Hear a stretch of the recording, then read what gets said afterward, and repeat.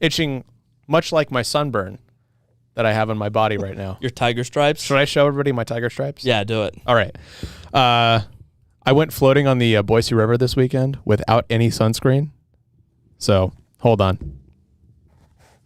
Wonderful tiger stripes. Oh, look at that. You got that?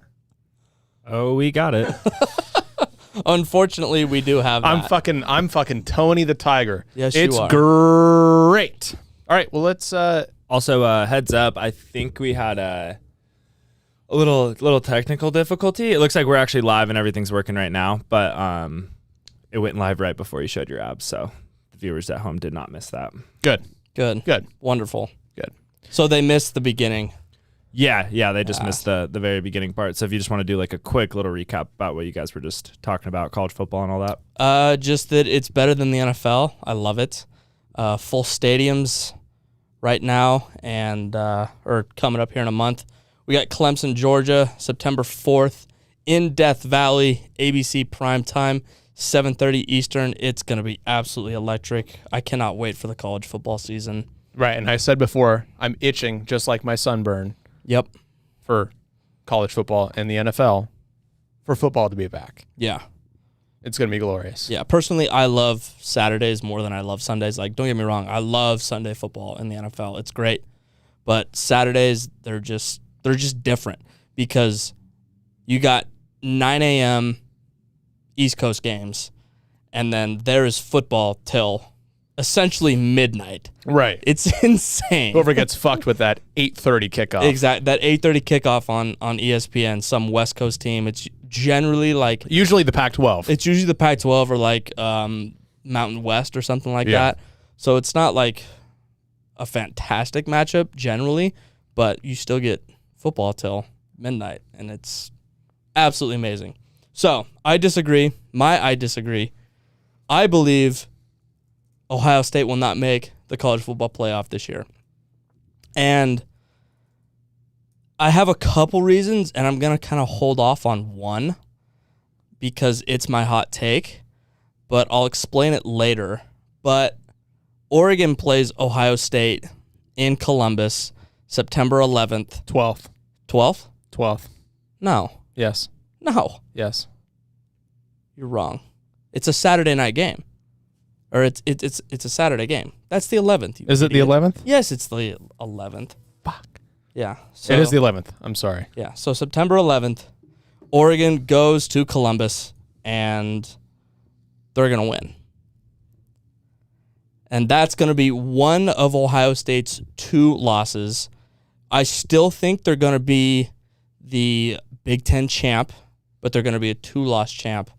And again, I'm going to explain that later, but I don't think they're going to make the playoff this year because they are going to lose 2 games, one to Oregon and then another one to a massive in-conference rival. We'll get into that. Yeah. Are you done explaining? Yeah, I'm done. I disagree. I think that they have immense talent on the team. They have a lot of questions.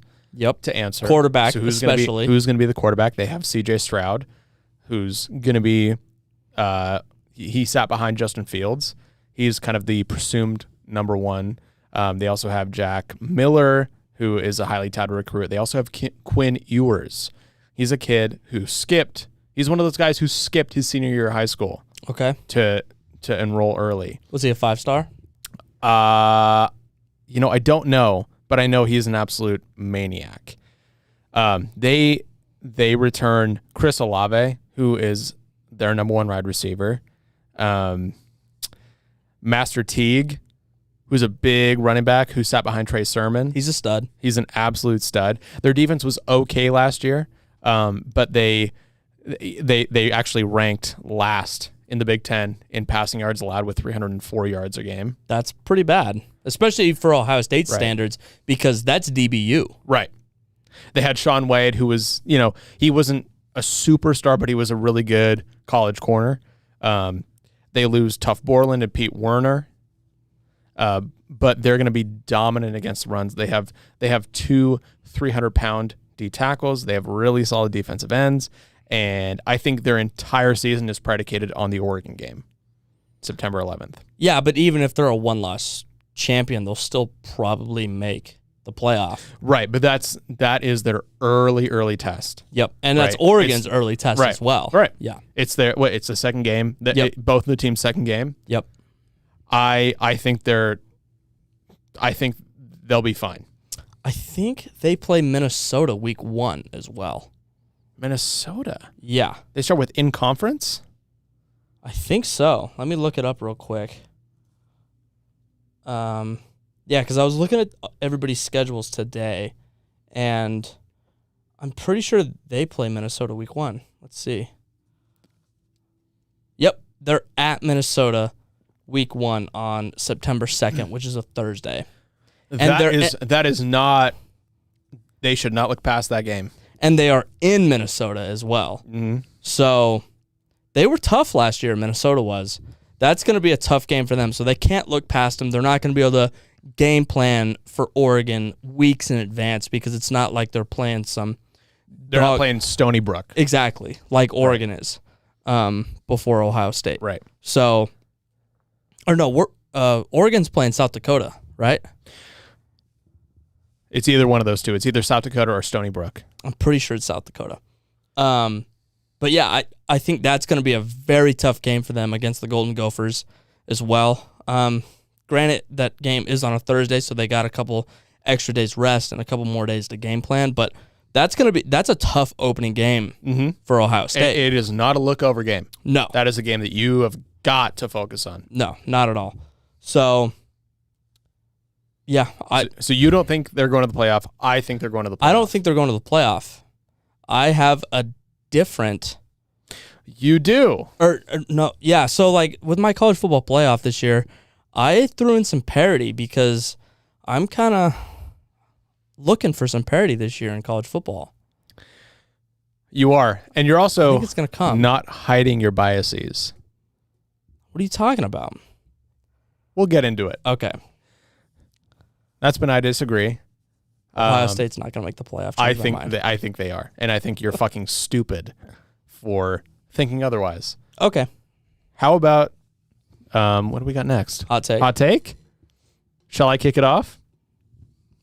I feel like I should kick it off because it's a little bit kind of leading. Since into it my leads disagree. into you. Okay. Yeah. Why don't you start? So the other reason I don't think Ohio State's going to make the playoff is because I said they're going to be a 2-loss Big Ten champion. So they're going to lose to Oregon in their non-conference schedule. And then they're going to lose to Michigan. In the final week of the year, they play Michigan in Ann Arbor, in the Big House. You Dude, know, they've beaten Michigan for the past 5 years, 6 years. see, here's the thing is... Do you think Jim Harbaugh drinking glasses of milk and wearing khakis is going to make a difference? Look, I think Jim Harbaugh is a fantastic coach. And he's out of his mind. Also, can I have another beer? Yeah, they're right there on Are the they? table. Oh. Do you have eyes? Jesus. My laptop was blocking them. So, listen, when you're dominant like Ohio State is in the Big Ten and you consistently beat your rival, there are always times where you don't do that, right? Like once in a blue moon kind of things happen, and they happen every 5, 6, 7 years. John Harbaugh has never beaten Ohio State. Jim Harbaugh. That's what I said. You said John. Okay, Jim Idiot. Harbaugh, whatever. Derelict. I really think I don't think Michigan's going to be great this year, but I think Jim Harbaugh's job depends on that game. I really do. Yeah, he's had a long leash. A very long leash, and I think it's getting shorter and shorter, especially because I think he's in the hot seat. I think he is too, but if he beats Ohio State, which I think he's going to, because I think his job depends on it, because Michigan doesn't care about any other game on their schedule. If they beat Ohio State, they could go 1-11. But if that one win is against Ohio State, they had a good year. That's how deep that Michigan hatred is for Ohio State. They hate each other. and his job depends on that game. It's the final game of the season for them, and I think that game is going to knock Ohio State out of the playoff. Jim Harbaugh is going to get his first win against Ohio State this year.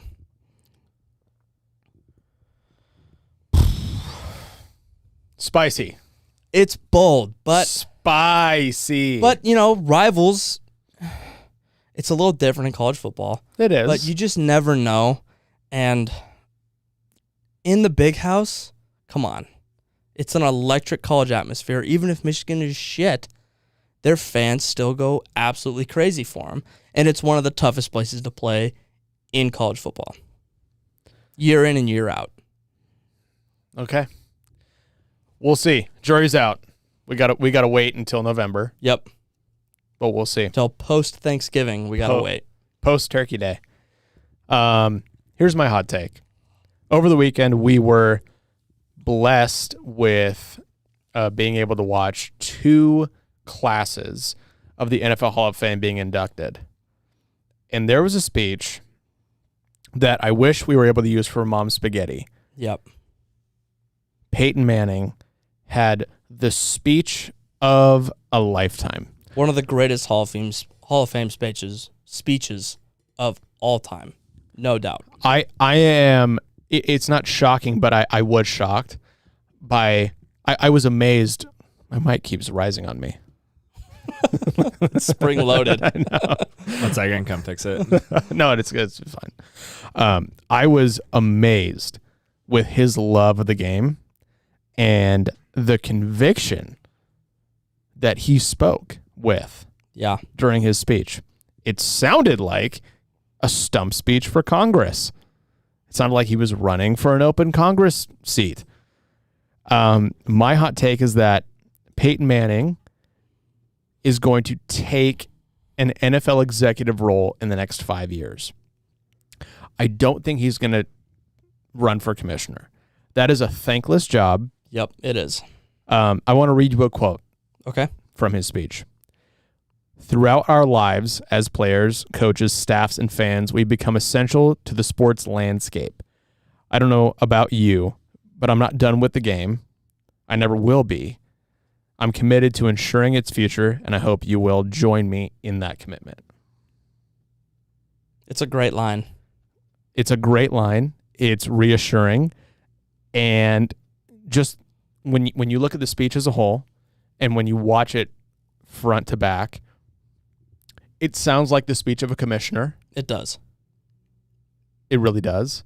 He touches on the issues facing the game that's happened in the past 5 years, whether it's health and safety protocols, whether it's social justice protocols, not protocols, but the rise of the social justice issues that have happened. It sounded like a commissioner, but I don't think he will ever run for a commissioner. It's a tough job. You're making important decisions for one of the most valuable businesses in the entire world. That surely every decision that you make is going to piss somebody off. And who wants that job? I think he wants to, he's taking this Monday Night Football role with his brother Eli. It's going to be awesome. It's going to be great. It's going to be so I'm very, very excited for that. When you're a commissioner, you are working for 32 billionaires. They are your bosses, which doesn't sound super fun. And I don't think he'll want to be the commissioner.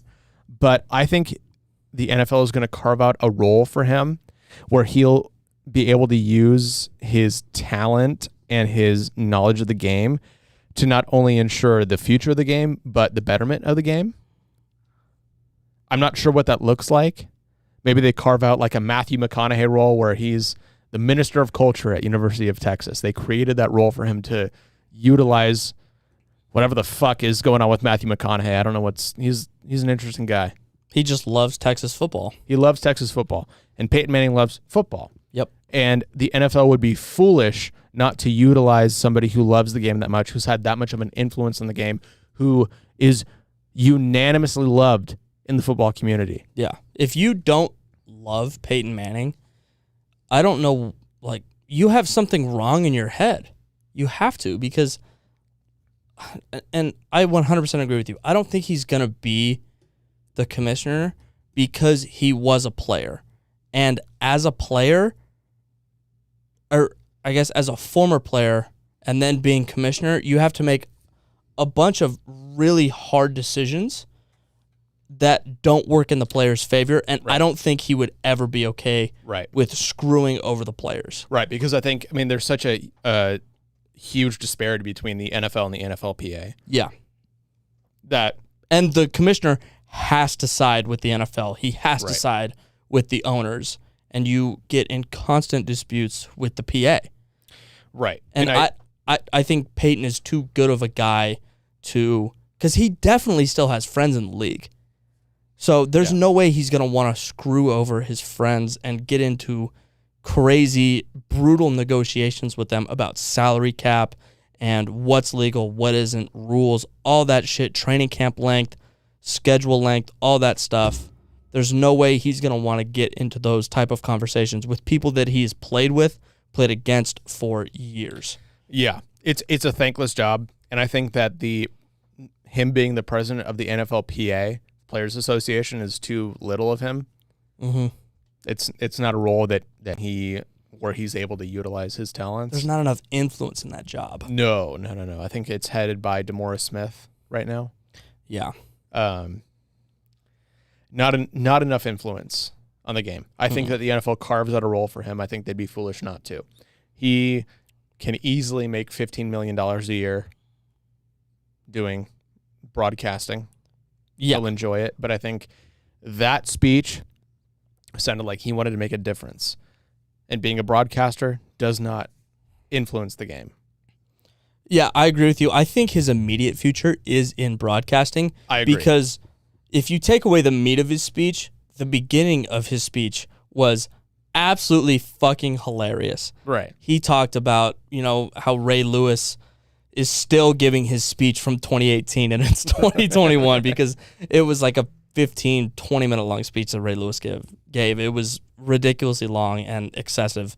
And then, he talked shit about Tom Brady, and then Tom got booed by the fans, and it was so awesome. Like, it was a hilarious opening to the speech. And what else do you expect from Peyton Manning?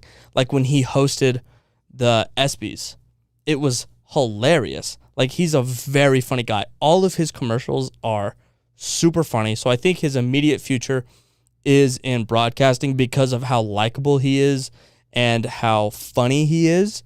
But once he gets later into his broadcasting career, I could definitely see him being a more influential person in the NFL within the entire organization of the NFL. Okay. Well, I think your take. God, this is fucking.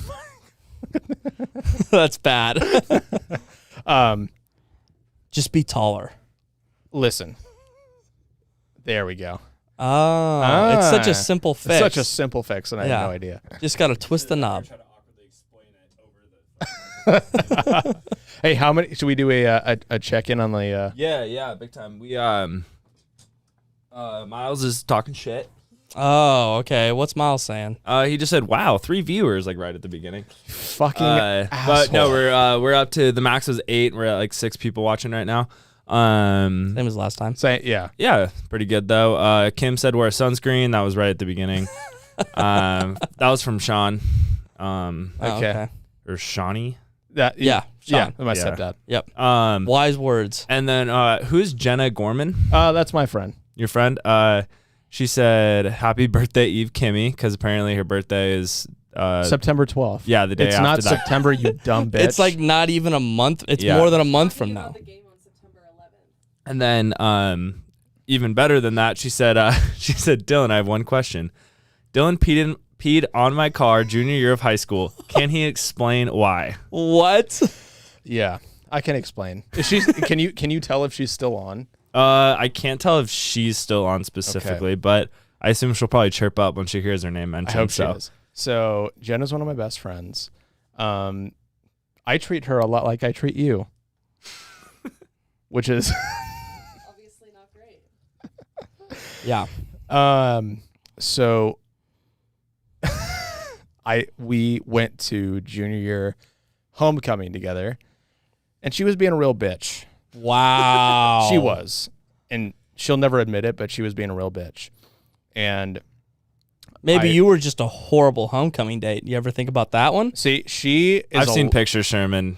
I know. I'm kinda giving her the benefit of the doubt. I wore a white suit with a God. pink vest and a pink tie that the pants didn't fit me. It looked like I had no legs and no torso. Jesus. And I thought she was being a really bad date. And so we went to like an after party at, somebody's house. And then for some reason I went back to like our high school parking lot to like get my car or something. I had to go back and her car was there. And I was like, fuck it. I'm going to piss on this girl's car. God, you're a horrible homecoming date. I guess I took Tiller to my formal. Exactly. We were a great formal date for each other. We had a blast. So Best dressed couple, no doubt. to be fair, I lived in Seattle. It was raining. I did piss on her car. Like little on bit. like on her tire or like on like No, on her door, like on. Oh my on, God. Like, the handle and everything. Like I Candy totally, paint was dripping. Yeah, Oh, candy that's paint was so bad. dripping. I pissed all over that car, but I love her, and I've made reconciliations. So I did piss on her car. how did she find out about it? Did you tell her? I don't remember how it came out, but she found out soon after that I pissed on her car. But we're still. Also, is this the first time she's brought it up to you? Like, did she No, wait no, till no, no, this no. moment? She fucking holds it over my head As she should. all the fucking time. She's so fucking mean to me. You deserve it. I don't. I'm a good person. I'm a good person. You peed on a girl's car. Should we like call her in? I want to hear what she was like doing on the homecoming date. Listen. I'm gonna text her. Griffin commented, "The old piss on the car. We've all been there." Hold on. I'm gonna text her and It's see. If also she can not the call in. first time that Sherm has pissed on someone else's belongings, but we're not going to get into that. Should we? No. Not on this episode, because I'm also a little guilty on that. Yes, you are. Yes, you are. So that's the story of me pissing on one of my best friends and now a former homecoming date, real bitch, her car. How about most likely? Let's get the fuck out of here. Oh, she just commented, "I'm here." That was it. Whore. Whoa. That's what I call her. Your mother is listening, by the way. Yeah. But she knows. Okay.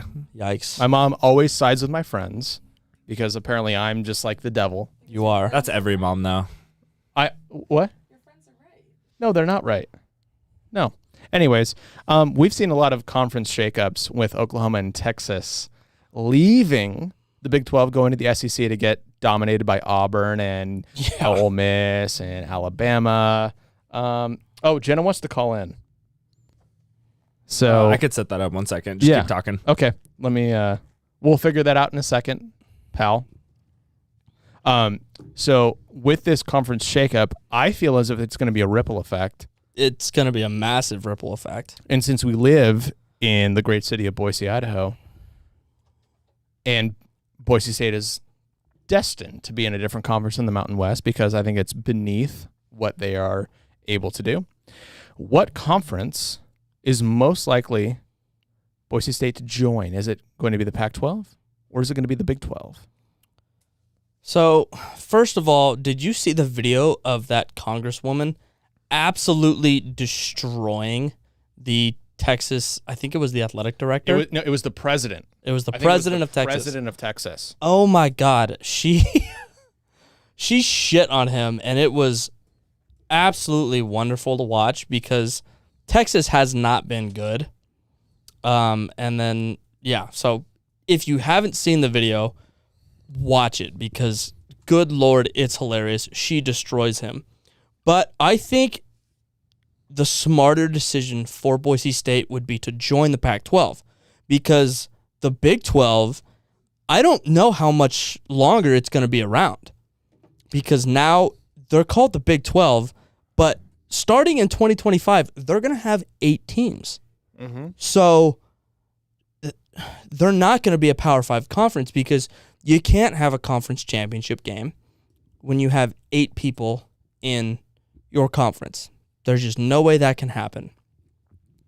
The business decision for Boise State would be the Pac-12 because the Pac-12 has also been in talks with the Big 12 to take more of their teams. So I think the Big 12 teams, the remaining 8, are going to disperse within the rest of what are going to be the new Power 4 conferences. There's no longer going to be a Power 5 conference. It'll be the Big 10, the SEC, the ACC, and the Pac-12. And I think you're going to have basically 2 teams from the Big 12 enter each new conference. And then from there could be more expansion. And I think that the smarter move for Boise State is the Pac-12. They're geographically way closer to all the Pac-12 teams. They'd be in the north. They're really close to Washington State. They're really close to Washington. They're close to both Oregon teams, pretty close to Utah. So, yeah, Pac-12, that's my answer. I hope it happens because we need better competition here at Boise State. Okay. We're going to interrupt this broadcast for a phone call. Okay. We're going to call Jenna. Oh, God, I'm so excited to hear her point of view from this story. Because you seem like the bad guy in all of this. Yeah, even hearing your side, you sounded like the bad Hi. Yeah. Hey. You are on the Backburners. Welcome. Wow. I took Um, my retainers out for this. good. Make sure to wash them in a denture solution to make sure they're clean. Of course. So I guess we need more explanation of when I pee-peed on your car. Well, Dylan had a huge crush on me in high school. Oh, okay. So it was a Honestly, spite probably piss. until recently. But I do have a boyfriend now. He is Jewish. He is Jewish. That is besides the point. So I apparently, first off, Dylan, you need to put a picture up of what you wore that night because that white suit and the white patent shoes were so bad. Post it on the Instagram. Let me work on that. And I apparently wasn't paying enough attention to Dylan. You weren't. You were being a I don't real even remember. peach. See, but I don't remember where we went to dinner. he is an attention whore, though. No. Where did we go to dinner before, Dylan? Probably Buca de Beppo. I thought that, it was Buca de Beppo. It was. So we went to Buca de Beppo, and I think I was nice and polite. No. And I think Dylan paid for our dinner. This was with a big group of our friends, too, by the way. Let's I think rephrase. Dylan paid Dylan's for mom. our dinner with Kim's money. Yeah, there we go. And then I guess I just hung out too much with my friends and not Dylan. And I found out, Dylan, from Michaela and Anthony, because I think the next day we decorated for like that hallway. Am I remembering this right? And so you guys did you guys did some ASB thing. We were tearing And down the then- decorations, probably. Yeah. And then they found out and they told me. But it did rain that night, so it didn't really matter anyways. And I'm pretty sure also my mom is the one who picked up the car from the school parking lot. And So I'm my so mom, sorry. if anything. If my And mom had the P car. you don't deserve that. You're a hero. So basically what I'm hearing is you were mad that your date was hanging out with her friends and not dancing with you at homecoming. Exactly. That is essentially the argument. Exactly. And I held this over Interesting. Dylan's head for a long time because he never wanted Kim to know. And I think that we only told her like 2 years ago. Yeah. So. Yeah, because I'm the bad guy. I'm a monster. You're just petty. Kim said in the comments, all Yeah. caps, always sides with friends. yeah. Kim does. That checks out. Yeah. We can do no wrong. She does in her love me, eyes. that's for damn sure. And Alyssa, yeah. Like Everyone but her own son. I'm your son. Like, can I Eh, get that something? doesn't really matter. Can I Disappointment. get a little something? Well, thanks for clearing it up. Well, not clearing it up Of because I course. explained it beautifully. You just provided If some anyone, what? if you just ever want to do an episode solely on embarrassing things you did in high school, Oh, I'll be happy to call in again. Oh, that's its own podcast. I'm so down. Yeah. That'd be super fun. I think that'd be a great idea. I'll start taking notes now with all my memories. We'll call it Yep. Sherm Wet Himself, the podcast. And it's just Amazing. every embarrassing story about Sherm. Good. I've been trying to erase those, not only from my memory, but from. Well, let's other- just get some content out of it. You could get paid for it, you know? I could. I can't think That's off the so top of my true. head what I did that was embarrassing, and I know Jenna has some fully loaded guns, because that's all she does is fucking embarrass me. Jenna, we'll be calling Yeah. you back. Perfect. we I'm won't. available. We won't. This is a split decision between Sam and I vote no. He's probably going to vote yes. You are not a part of this Absolutely, podcast. I'm going to vote yes. But Trav is, and he's going to vote yes. So that's majority right there. Perfect. 2 against 1. We'll leave it That's up the to the majority listeners. I guess we'll leave it in the listeners' hands. Yo, comment if you want Jenna to come back and embarrass Sherman more. Fuck. I'm going to raise my hand. Well, love the Backburners. Thanks, You pal. guys are Thank doing you, Jenna. a great job. TTYL bestie. Have a fab night. Bye. You too. Bye. Scout said yes, as in you should be embarrassed more. And then Miles also suggested that you guys talk about the Trojans. I know he Yeah, texted me. He texted me He's too. like, Yeah. talk about the Trojan. You know, he's like, you should talk about He whispered it. Yeah. See, here's the thing. Fuck USC and we'll fuck get everything into them about when them. we talk about conferences. Fuck them. You need to ask me your most likely. Okay, so we got 2 true, or I guess they'd be true sophomores. Yeah, they're not true freshmen. Yeah. So sophomore quarterbacks that are starting for pretty prominent college football teams this year. Bryce Young and DJ. God, I can't. Uyagalele. Uyangalele. Uyagalele. Yeah. He's the Clemson guy. The Clemson guy. Yep. Yes. The Clemson quarterback. guy. And he played last year against Notre Dame. He had a pretty good game. They ended up losing that in the final minutes. But he played pretty well for not having played at all. Yeah. So who's going to have a better season? Bryce Young, the Alabama quarterback, or DJ Ugalele, the Clemson quarterback? So it's a tough question because they're both inheriting similar situations where they're preceding really good quarterbacks. And they both have fantastic head coaches. Right. They're both coming into great situations with 2 teams that have immense talent around them. I'm going to side with DJ only because I think he's had more in-game experience. He started those couple of games when Trevor Lawrence was out with COVID. Bryce Young is an absolutely fantastic player. I was watching some film on both of them today. DJ is about 6'5", 240, and Bryce Young is about 6 foot, sub 200. So he's small. Smaller guy. Okay. I'm only going to say DJ because he has that in-game experience against Notre Dame. And he's a bigger body. It's tough because they were actually rivals in high school. Not rivals, but they were friends that played at rival high schools. I think John Bosco and Mater Dei Okay. in California. I think it's going to be DJ only because he's had that in-game experience.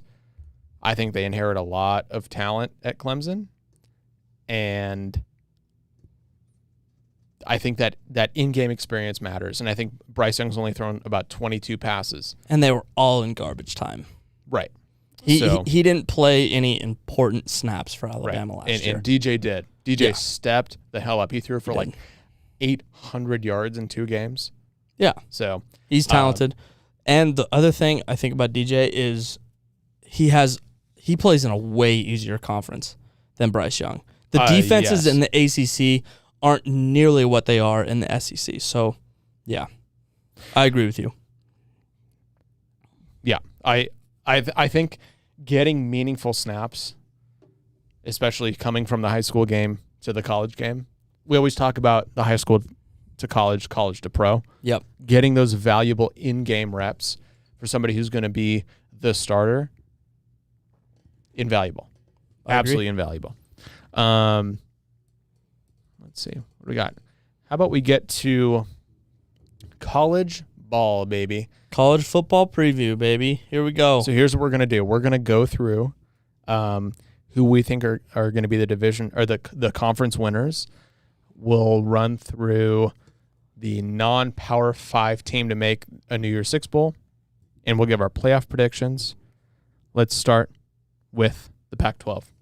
We both said Oregon. I think the Pac-12 championship is going to be the Ducks versus the Trojans, the USC Trojans. Miles, Trojans, I think they're going to be very good coming out of the South. I think the Ducks will win the North. I think it's not even close in the North. No, it's not. UW is going to be okay. They're going to have a good defense, but who's going to be their quarterback? Exactly. They weren't good at quarterback last year, and they didn't sign a big recruit this year to come in and take over. So their biggest question is still quarterback, and when they got to play Oregon, who's going to have one of the best defenses in the Pac-12, if not the best defense in the Pac-12, they're not going to be able to score points against Oregon. There's no question about it. Yeah, I think it's going to be tough in the South, the Pac-12 South, between Arizona State and USC. Mm-hmm. That's going to be really, really fun to watch. It is. Herm Edwards has created a team that's very, very good. He's done a great job. An unbelievable job recruiting. It'll be Oregon USC in the title game for the Pac-12. I think the Ducks edge them out just like they did last year. Yeah, so I also picked Oregon. I think they're probably a one-loss Pac-12 champion. I'm not entirely sure who we lose to. I'm probably leaning towards Utah because Oregon plays at Utah November 20th. That's going to be a really tough game. Utah is always tough. Playing them at home is never fun for them. But the good thing for Oregon is they avoid Arizona State and USC in the regular season this year. So they are able to escape the best two teams in the South in the regular season, and I think that is an immense help for them. I think they win 11 games. They go 11-1. They probably lose that game to Utah, but they still end up as the Pac-12 champion. I think they go 10-2 and are the Pac-12 champ. So you think they lose to Ohio State as well? I do think so. Speaking of Ohio you're out of your State, mind. Speaking of Ohio State, let's talk about Big Ten. We both said Ohio State. Yep. You have them losing. I do have them losing. To who? Because outside of Oregon, they don't really play anybody. I don't have them losing until the playoff.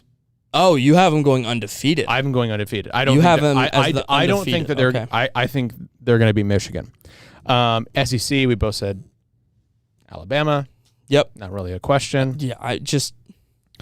Look. The SEC is great, but Alabama is just so much better. I was looking at Alabama's schedule today. The only really tough game that they play is in the Swamp. They play Florida in Gainesville. And I don't know how good Florida's going to be this year. They're going to be decent for sure, but they're losing Kyle Trask. They lost Kyle Pitts. You know, how good is their offense really going to be? I don't think it's going to be great because they're losing like 70% of their offensive production from last year. So that's their one tough game because Gainesville is just a very hard place to play. And then other than that, they play LSU at home. I'm not sold on LSU. How good are they really without Joe Burrow? They didn't have a fun year last year. They did not have a good year last year.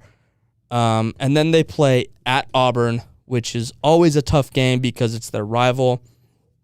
And it's always, you just never know in those rival games, but they probably win.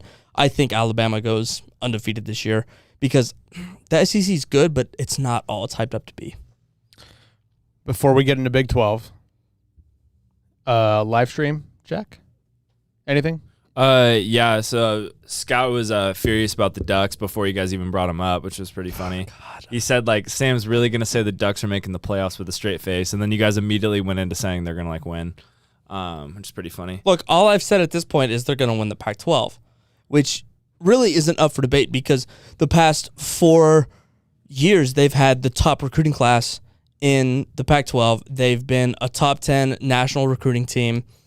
And look, when you recruit at the level that Oregon's recruiting and nobody else in your conference is even fucking close, there's no way anybody can compete.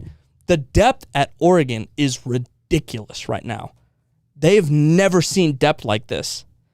The running back, wide receiver, quarterback, offensive line, every position across the field is deep and talented, and there are fucking dudes on each side of the ball at Oregon. There's a lot of depth, especially in defense. And dude, The defense has got to step up this year. dude, But look at running back and like wide receiver for the Ducks. I think It's crazy. We got CJ Verdell coming back. We have Travis Dye coming back. We got Seven McGee. Trade dollars. Trey Dollars. Sean Dollars. Sean Dollars. That 4-star out of Mississippi. I can't think of his name. Listen, the Ducks are going to be great. They're going to be I think this year. SC is back. SC had a really good recruiting class. They did. They're going to be good. Tough. Look, SC was really good last year, and they're going to be good this year, but they haven't had the recruiting depth that Oregon has had over the last 3-4 years. So I just think Oregon's deeper than them. Okay. And I think our quarterback is better than USC's quarterback. Okay. How about Big 12? This is where we differ. Oh wait, we had a little bit more from the comment section. Okay. Scott said Sam is a quadzilla. Yeah, baby. You he- that. He also said Ed Orgeron. Ed Orgeron Ed inhales Ogeron. Ed Ogeron inhales cigars. Go Tigers. He does. And Tigers. then Coleman had a question. He said, if you could pick any spot in a fantasy football draft, 1 through 10, what would you pick and why? 5. 5. Yeah, Absolutely 5. No question, because you don't run into pick runs. That was the quickest answer ever. Yeah. You. It's the best position in Right. fantasy football. There's no doubt about it. I'm the commissioner of the league. I set the draft order at random. I'm really hoping for 5 or 6 because You don't set the draft order at random. yes, I do. I will show you, motherfucker. I will show you the settings. I don't believe you. 5 is the best spot to draft at. It is, because I think you get the most balanced team at 5. Because Right. if you pick 1, sure, you get the best player, but then you don't pick again For till 19 picks. till 20, and then you do get 21. But when you're picking at 5, you get 5, You get- 15, it's very 25. balanced. It's very balanced. You get the best team. I think if you're 4, 5, 6, that's where the winner of the league comes from. Yep. 4, 5, 6 is good. 8 is okay. 9 is okay. 10's bad. 10's bad. You do get 10 and 1, but you also have to wait for another 19 picks to get your Yeah. next pick. Yeah. 2, 3. Great question, Coleman. Well, actually, should we? Nikki Scottsdale will be on the podcast next week. He will be. He's a very smart man. I don't know about that. When it comes to this kind of stuff, here's something that I have to do. I have to pee. So There is no surprise there. can you hold the show down? Yeah, absolutely. Absolutely, I can. You got to be quick, though. Wait, do you know how to get there? I kind of explained it to you earlier. I do know how to get there. Thank you. All right, good. I'm happy for you. Would you like me to step in? Yeah. Take the mic. No. Bring it over there. Why not? How's it going? Hello, Chef LaRocca. Welcome to the podcast. It's one of the first times I'm really like on the microphone.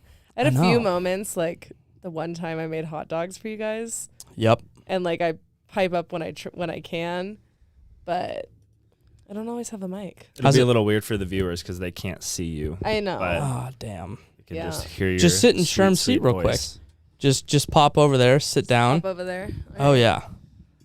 I had to. Oh. It's actually. I don't think Just put on his headphones. Yeah. the headphones aren't gonna reach. Just do the full switcheroo right there. It's like Sherm wasn't even here. Oh my Miles is God. saying Slovis is going to win the Heisman. Dude, he's out of his fucking mind. come on. Miles, I love you, but Jesus, relax, bud. He said hot take before. He prefaced it. He knew. He knew it was out there. Yeah, good. He's just throwing haymakers at this point. I'm glad Miles has a little bit of common sense because he is a Trojan diehard, and I hate him for that, but I love him for many other reasons. A lot of people from California are very big diehard fans of the teams around where they're from. I'm not a huge sports fan, but I am a diehard Giants, diehard Warriors fan. Not a big football fan, but like if I was, I'd be a Niners fan. When they win a championship, do you say we won a championship or do you say they won a championship? I say the Giants. I don't say they or we. That sounds weird to me. That's good. I think the door is locked. I think it is. That's really funny. We should just leave him out. Sherm's trying This to is now Alyssa's show. This is now my show. Yeah, he's knocking really aggressively to get back in. But yeah, like you say, like, oh, I support the Giants, I support the Warriors, but how many baseball or basketball games have you watched in the last year? I really only pay attention when I'm actually going to the games. I'll be honest. So you don't? I tune in, like, if I hear something about them, like, yeah, I'm excited, whatever. But, like, I don't take a lot of time out of my, like, everyday life to watch sports. It's not my favorite thing to do. And you hated it when you were living with us. Because Saturdays and Sundays were all football. Hated how much you guys just took over the living room. And, like, no one could watch anything else except for whatever fucking sport you were watching. Oh, yeah. Because it wasn't posted just like, up. It wasn't just like football season. It's football season. It's when golf's going on. It's when soccer's going on.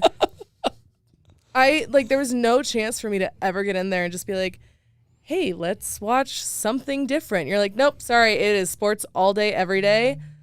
You have nothing to say because you were in the minority here. Listen, we didn't want to watch New Girl. Hey, I would have been willing to 24/7. watch anything. We watched plenty of movies and plenty of TV shows together that we all agreed on. But a lot of it was New Girl. No, I started watching New Girl when I was alone in the living room, and then you guys would come in. You wouldn't say anything about me changing it. So I'd just leave it on. I'd let it play. Sherman and I spent plenty of time watching, like, Avatar. We spent plenty of time watching Friends. That's true. It's a good point. All right, give the seat back to Sherm. We got to get back to this. The fans loved it. Scout said this combo is already 1,000 times better. And then Miles was like, we need a rock segment every week. And then Scout said Sherm's favorite athlete is Megan Rapinoe. It's Rapinoe. Rapinoe? I don't know. Who is that? I don't even know. She's a soccer player. Yeah. Oh, was that one we talked about her before, right? Yeah. Pink hair. Good Pink hair. Lord. Yeah. Good Lord. Oh, my All right. God. I'm back. So, Here's where we differ in the Big 12. Do you think? Iowa State. Okay. They had a great year last year. They beat Oregon in, was it the Cotton Bowl? I can't remember. It was a bowl. It was a New Year's Six. It was in Texas, so I'm pretty sure it was tried the to Cotton erase Bowl. that game from my memory. I did too. It wasn't fun as an Oregon fan watching that game. But I love Iowa State's head coach. I can't remember his name at the moment. And I forgot to look it up today, so I'm not going to look it up right now. But they have a very easy schedule. They don't really play a lot of good teams. Their conference schedule is easy. They do play Texas and Oklahoma. I think they're better than Texas. They play Oklahoma at home. I love their head coach, like I said.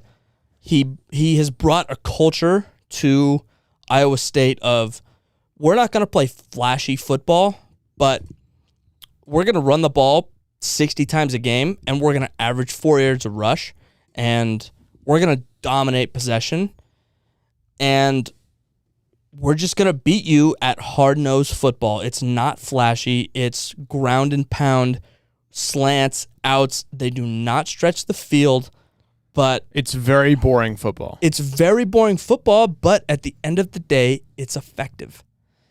And he's done a great job with that program because just a couple years ago, they were absolute trash.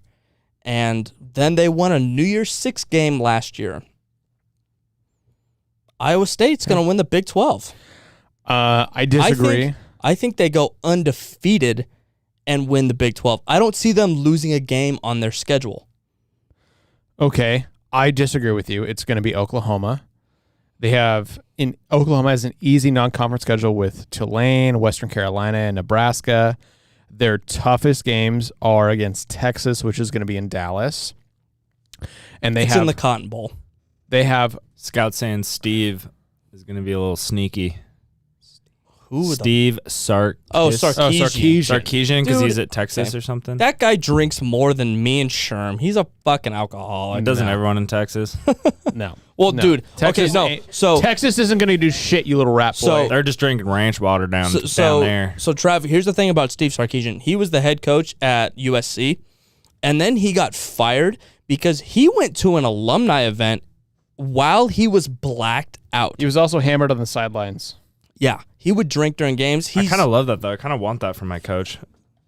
You can't coach college football blacked out. Says who? There's just no way. Dude, all the best were alcoholics, just in any profession. The problem, though, is if he's too open and everyone knows it, then he's probably not that good. Yeah. Because it's always the ones where like they were so good at their job and then they get sober and then you're just like, oh, the alcohol kind of helped. It's like Rick and Morty kind of, Right. How Rick only functions. Right. So I disagree with you. I think Oklahoma's going to win the Big 12. They have a super easy non-conference schedule. They have Texas in the Cotton Bowl. They have Iowa State at home. That Iowa State game is in Norman. Spencer Rattler, who's my favorite for the Heisman, is an absolute stud. He threw for 28 touchdowns, 7 picks last year. They return 3 starters on the offensive line. They do lose Creed Humphrey, their center, who is an absolute beast. They have one of the deepest and most talented wide receiver core in the entire nation. Their defense, suds. I'm burping. Their defense is not the Oklahoma of old. They're not giving up 6 yards per play. They have figured out their defense a little bit more, which I know you think that their defense is going to be their Achilles heel. It's still bad. I'm telling you right now that it's not the Oklahoma defense of old. They have some really talented players in the front seven. Their front seven is absolutely loaded. The question is going to be in the secondary. And they were number 3 in the Big 12 last year in total defense, and they led the Big 12 in sacks last year.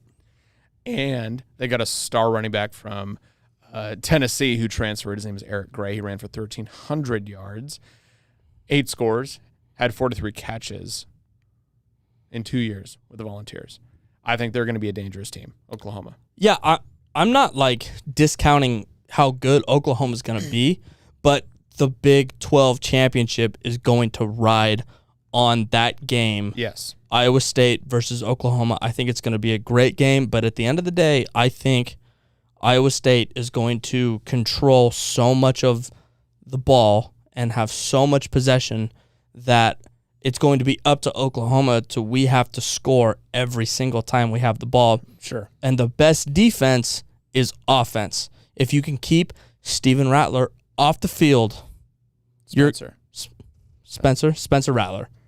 If you can keep Spencer Rattler off the field, you are going to win that football game. And I think the Iowa State defense is good enough to do that. The Big 12 championship is going to come down to those 2 teams, and whoever wins that game is going to go undefeated. Okay. Here's an interesting one. The non-Power 5. No, we got to do ACC. ACC? Oh, Clemson. Ugh. It's so easy. No, there's...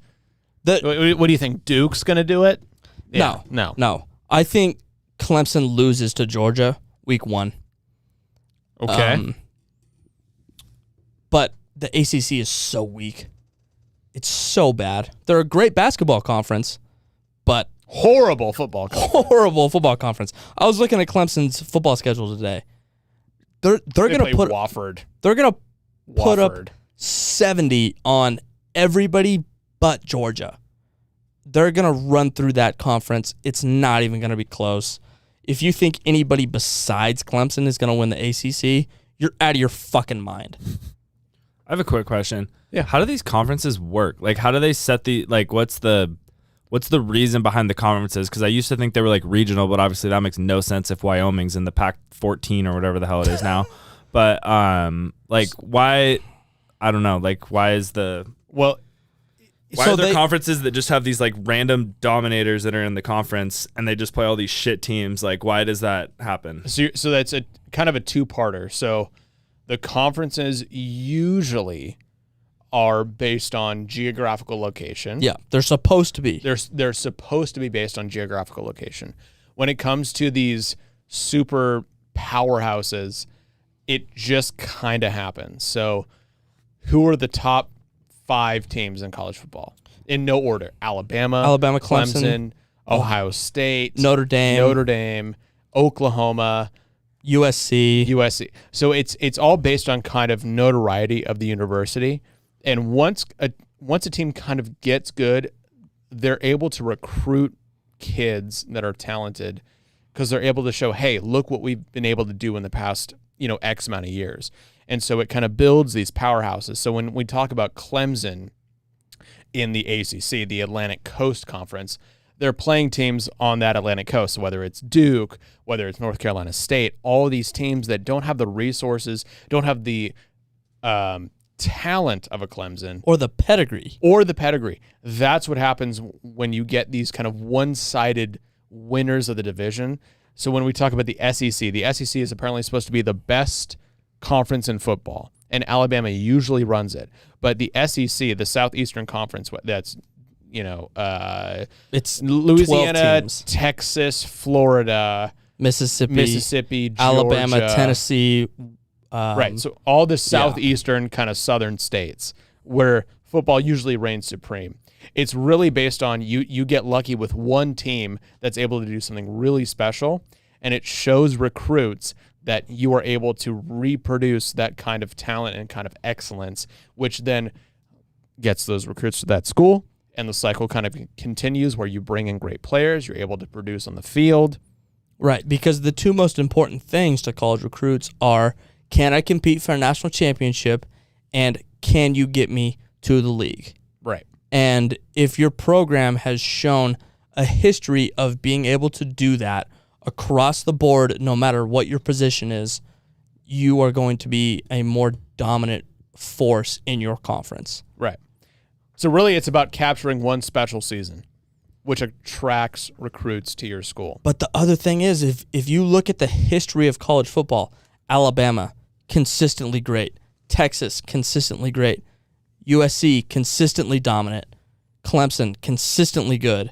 Like, there is very little parity in college football, and for a team to break into that upper echelon, like Oregon has done recently, is extremely hard to do. You have to break into the upper echelon with lower tier recruits and then start winning games. And then you can attract better athletes, better recruits to then build your program further.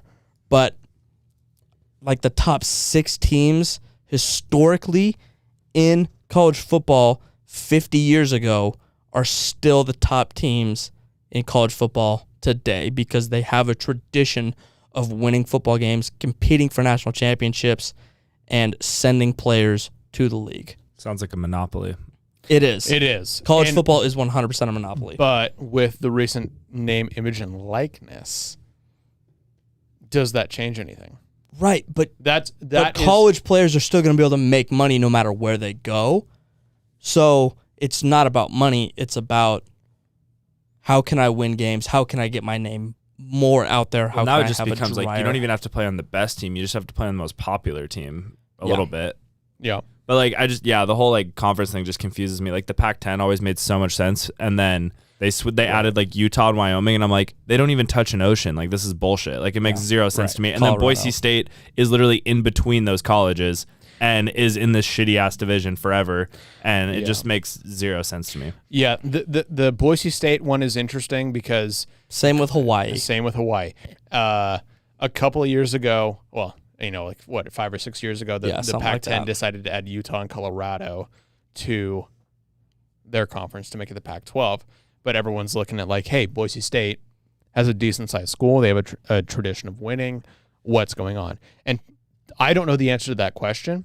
I don't know if it's about TV revenue. I don't know if it's about the size of the school. We'll see. I'm not really sure about that when it comes to actual. There's got to be some like behind closed doors like money talk on like Utah State's like, all right, we need to get like more people coming here. We want to be more sports known. Like if we get in that division, we're probably going to get more people to pay to come to school here. Yeah, it's got to all come down to that at the end of the day. At the end of the day, the NCAA is about money. Money. That's what they want. That's what they're about. I like we kind of talked about earlier. I think we're gonna see just a massive shakeup in the college football landscape in the next 5-6 years because of this Texas-Alabama move. We don't know the magnitude that this move has had on college football yet because it just happened. They're not going to leave the Big 12 till 2025.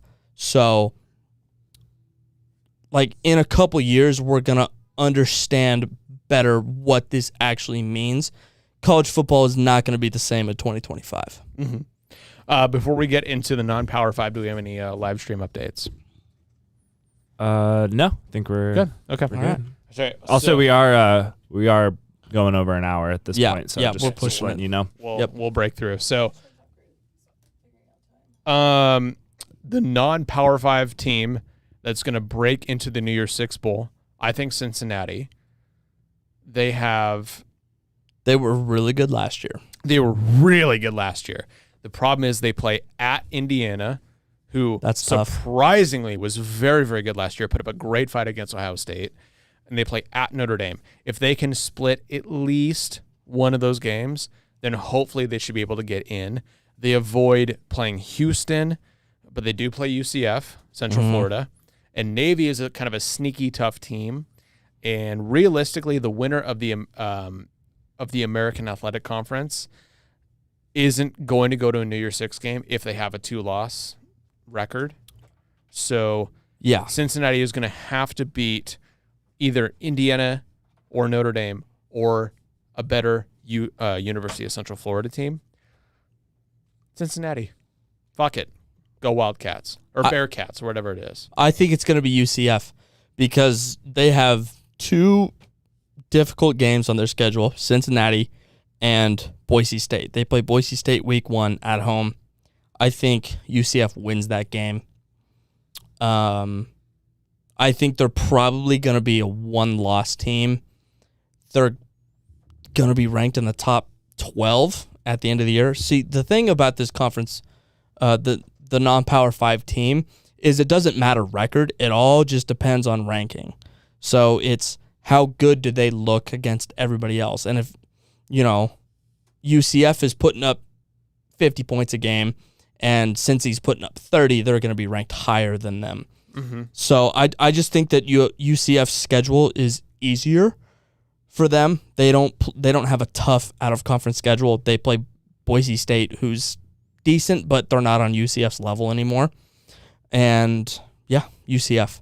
Okay. They're my New Year's Six non-Power 5 team. So who do you have for the playoff? The 4 seeds. Okay, so my 1 seed, Alabama. Okay. That's easy. They're going to run through the SEC. I think they're undefeated SEC champion. Number 2, I have Iowa State as my 2 seed.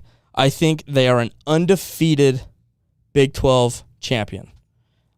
I see them beating Texas. I see them beating Oklahoma.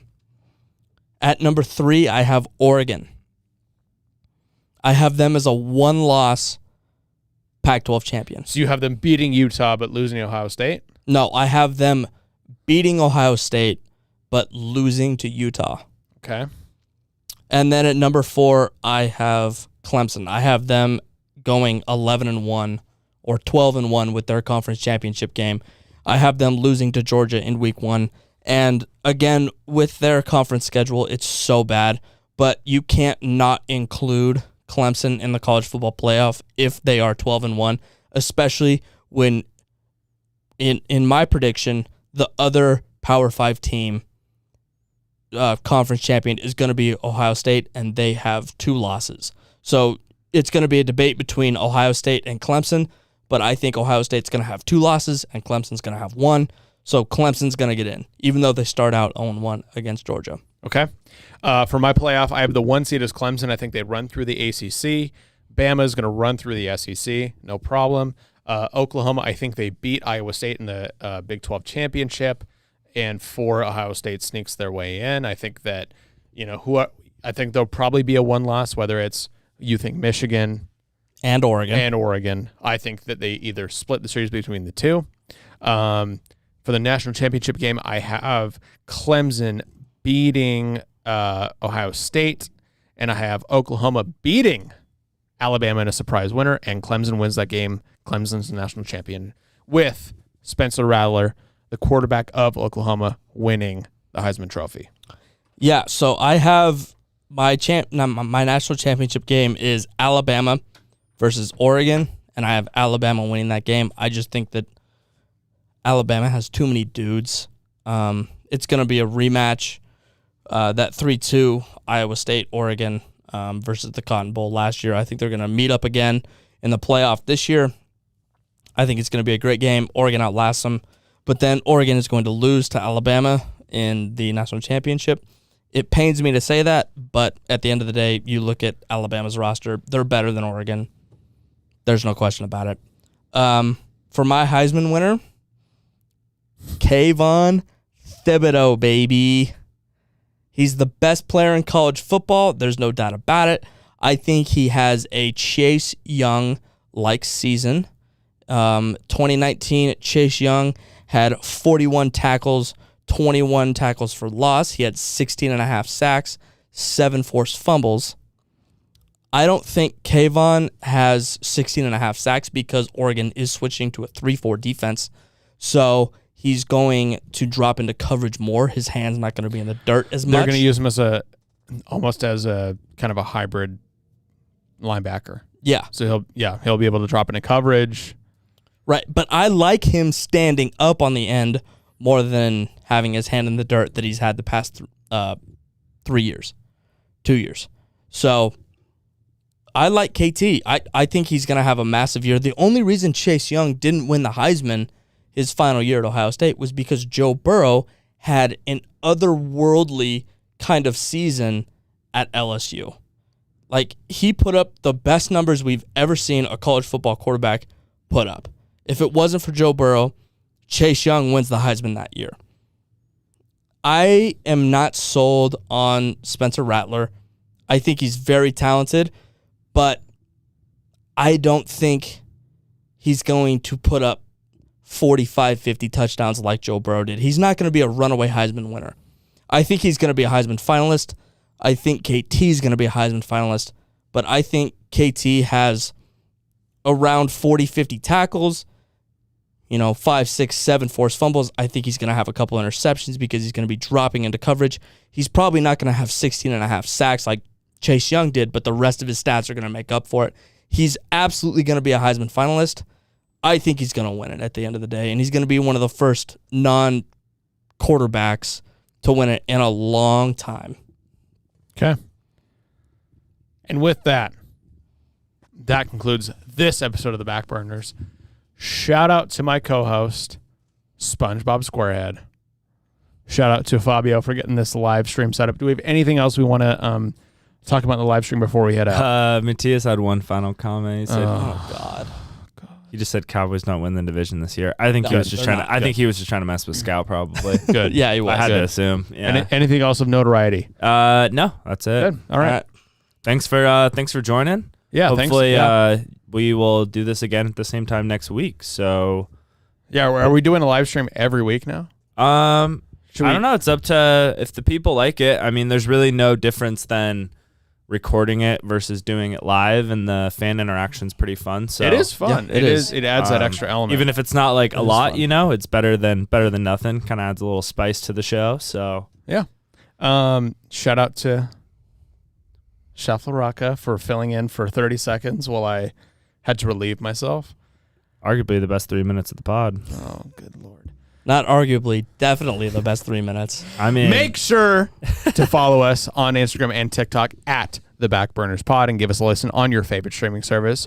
We're the Backburners, and we'll whisper sweet nothings in your ear next week. See ya! Thanks, everybody.